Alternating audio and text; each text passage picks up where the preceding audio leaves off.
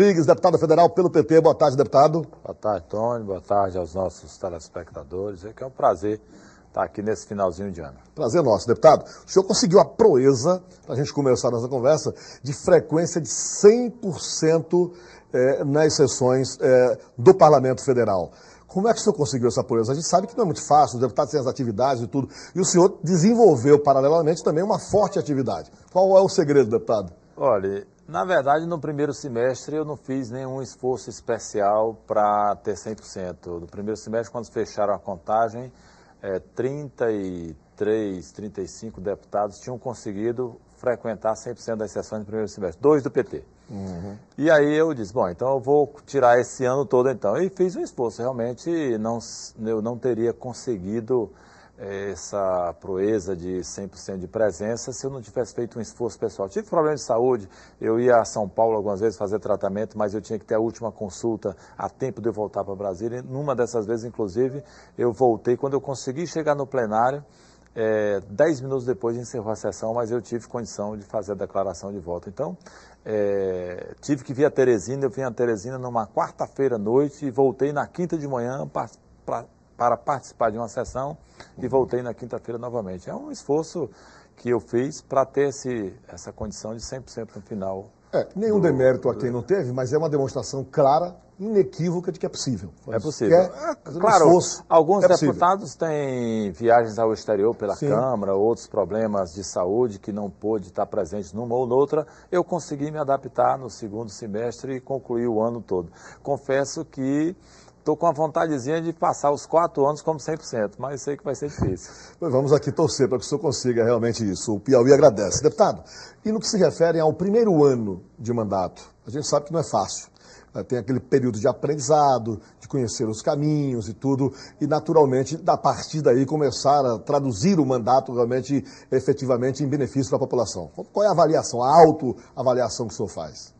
Olha, em termos de projeto de lei que eu apresentei, por exemplo, eu me dou por satisfeito pela quantidade, pela abrangência deles, na área de trânsito e previdência, na área da saúde, na área de a criação, por exemplo, de uma nova categoria de trabalhadores que são os vazanteiros, para beneficiar os renais crônicos. Eu me dou por satisfeito nesse aspecto, embora nenhum tenha sido aprovado ainda.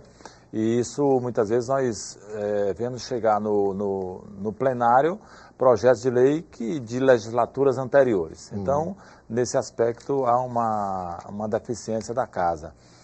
O que eu sinto hoje, e esta é a minha preocupação, é na questão de render trabalhos, projetos que beneficiam diretamente o povo do Piauí, que nós temos como grande vazão desses recursos federais para o Piauí, a questão das emendas, as emendas individuais, as emendas de bancada, as emendas de comissões, que elas vão se desenrolar a partir desse ano. Então, eu tenho feito algumas críticas ao modo como, por exemplo, a bancada se comportou no ano de 2011. Por exemplo, deputado? Por exemplo, nós tivemos pouquíssimas reuniões. Tá? Que esse negócio de reunião é coisa do pessoal do PT, que marca uma reunião para organizar outra reunião e tal. Mas nós tivemos pouquíssimas reuniões, uma para definir os cargos, outra para ouvir o governador Wilson Martins apresentar suas demandas prioritárias, e agora no final para definir as emendas do PPA. E eu tenho dito que individualmente nós conseguiremos menos do que conseguiremos se nós atuarmos como bancada. E aí, como bancada, hoje nós temos o coordenador da bancada, João Vicente, eleito por nós, e eu vou estar atento, estar cobrando essa maior frequência de reuniões para que a gente possa articular estratégias para trazer esses recursos de emenda para o Piauí. E também digo que precisamos da liderança do governador Wilson Martins, que também eu considero que sozinho vai conseguir realizar menos do que com o apoio da bancada. Então é preciso ter esse trabalho que eu não vi em 2011 e eu espero que durante o ano 2012 a gente possa ver. Essas poucas reuniões, ela dificulta, então, na sua visão, a interatividade entre os parlamentares piauienses, não é isso? No meu entender, dificulta a interatividade, dificulta o estabelecimento de uma estratégia ou de uma tática conjunta de ação. Eu chegar no Ministério para falar de uma emenda pessoal minha e tratar de uma emenda da bancada ou do PPA, eu sozinho é diferente de eu chegar com a bancada. É mesmo. Então, chegar três senadores, 10 deputados federais para marcar uma audiência com um ministro, isso tem um peso muito maior do que seja o governador sozinho, ou um deputado sozinho, ou um senador. O senhor falou em emendas, e essa palavra é uma palavra que hoje está no ouvido da população. Ficou-se muito acostumado, está-se muito acostumado aqui no Piauí, principalmente, a história das emendas. E elas não são de todo ruim. O problema é que ficou-se quase que uma limitação, quer dizer, deputado federal, emenda, destinação de emendas. Onde é que o senhor acha que a gente vai dar realmente esse outro passo aí, de que a emenda continue, que seja importante, mas que outros recursos sejam possíveis, que sejam destinados para cá?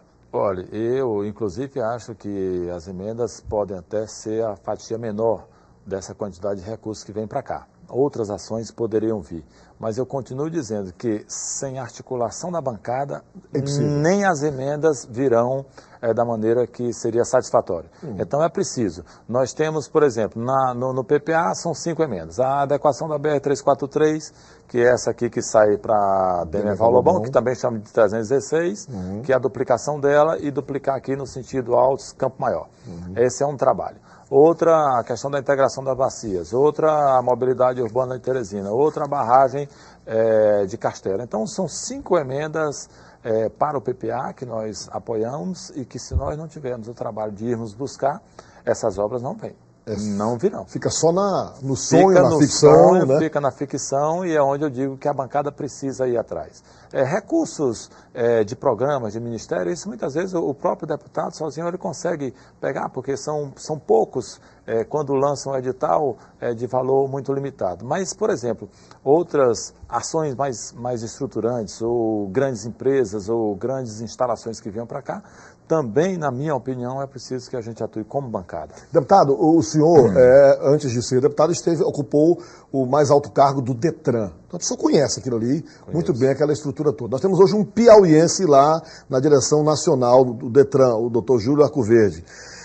E nós vivemos uma situação de trânsito realmente também muito complicada. Há um debate eterno, diário, sobre a situação do trânsito, que se pode fazer para resolver.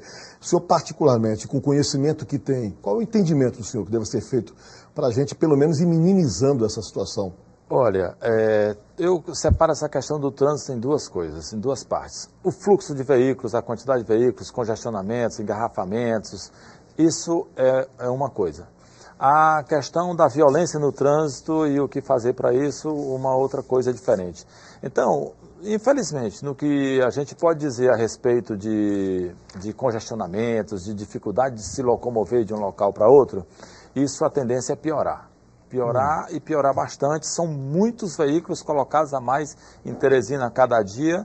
Então, pode inventar ponte para Teresina, ampliação de ponte, que isso melhora por 1 ano, 2 anos e depois vai voltar a congestionar. De longo prazo, nós teremos que trabalhar o transporte público coletivo e outras vias das pessoas se locomoverem. Isso aí é uma questão de um trabalho social muito maior.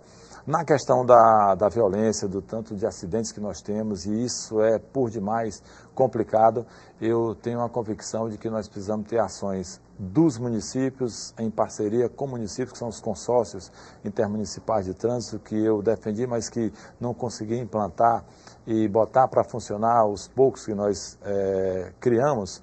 Eu acho que é um caminho que nós temos que percorrer. Convencer os municípios a entrarem nessa história, o Estado está parceiro nessa história, e aí tem também judiciário, tem também o próprio legislativo que a gente tem que trabalhar. Mais uma vez falamos de parcerias, não é? Isso. E junção de forças, né? Não se resolve um problema tão sério como o trânsito, tão abrangente, que envolve todas as pessoas. O trânsito, ele contempla o direito de ir e vir das pessoas, ele atinge e vai a todos os setores da nossa sociedade. Todo mundo precisa ir e vir. Então, não é só o trânsito, só o departamento de trânsito que vai resolver. Aí nós temos que ter todo um conjunto da sociedade articulada para melhorar a situação de violência que nós temos hoje, que é um caos, é uma calamidade. Você vê, só na questão da influência da bebida alcoólica, e para essa questão eu, inclusive, apresentei uma lei que o ministro Padilha viu com bons olhos, mas a gente nota que as pessoas veem com certo receio. Eu estou propondo que a pessoa que cometeu, que sofreu ou causou um acidente de trânsito conduzindo o veículo alcoolizado, sob influência de bebida alcoólica ou de qualquer outra substância psicoativa, entorpecente, ela vai ressarcir ao SUS as despesas que ela gerar. Imagina que é ilegal você dirigir alcoolizado. Você dirige alcoolizado, sofre um acidente, capota seu carro, se machuca todo, vai parar num pronto-socorro e o Estado tem que bancar as suas despesas por um ato ilícito que você cometeu. Você atropela uma pessoa dirigindo alcoolizada. Quer dizer, o Estado vai bancar os custos daquela pessoa por um ato ilícito, digamos, que o condutor cometeu. Então é preciso que a gente consiga somar esforços para começar a responsabilizar. resumir ou então reduzir essa quantidade de acidentes que nós temos hoje. Ok, deputado, o Piauí participando por telefone. Deputado, o senhor foi muito bem votado em Beneditinos. O que é que o senhor fez por Beneditinos? Olha, eu tenho como tema principal do meu mandato a agricultura familiar. Pra você ter uma ideia, eu tenho direito a fazer emendas de até 15 milhões na área para os investimentos gerais. Desses, 2 milhões são carimbados para a área da saúde, então sobra 13. Eu destinei praticamente 10 milhões para atuar na área da agricultura familiar e é onde eu quero chegar em Beneditinos, onde eu quero chegar em muitos lugares.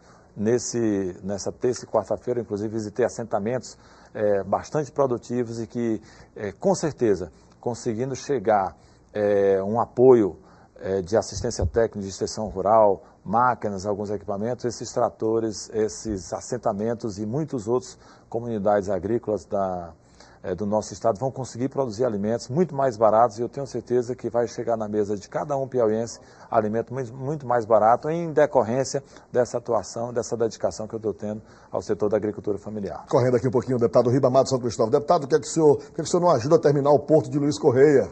Olha, nós temos que abraçar algumas obras. Eu, por exemplo, busquei a questão das eclusas da barragem Boa Esperança. A barragem foi construída em 1968, até hoje as eclusas não foram concluídas.